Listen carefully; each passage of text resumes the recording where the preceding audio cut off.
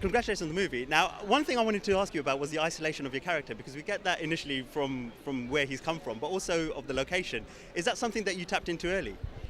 I don't know if I tapped into earlier, but it was definitely something I was aware of. I knew that when Tom arrives in Portages off the train, that he's carrying a history with them. He's carrying the history of, the Somme or France or the trench warfare. He was carrying with him this sense of survivor's guilt, and so that's why he seeks isolation, because he doesn't want to harm again.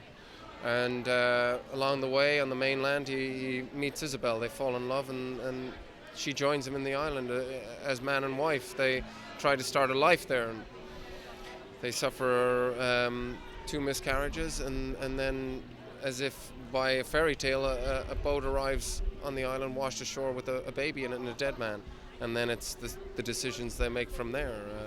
There's a pivotal moment, that decision that Tom makes when he doesn't initially tell what's happened, and he kind of looks at his wife, and you see the emotions that he's going through. How did you tap into that in terms of getting into his mind, whether he's going to do the right thing or wrong thing, or was it the right thing to do?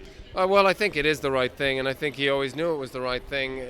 I think, Tom's got a very strong moral compass, and I think, he made the decision for his wife's health. What's not in the movie but what we shot is that she tries to commit suicide, and he saves her at the last minute. It's in the book as well. And so him being in a lighthouse separated from her on this one island where there's nobody else there, there's a fear that she'll do harm to herself. So he makes the decision going against his better judgment and his self, and that's why he can't live with it. You've said before that Tom's like someone from a bygone era and that you'd aspire to be like him. Is that to say that, men aren't what they once were?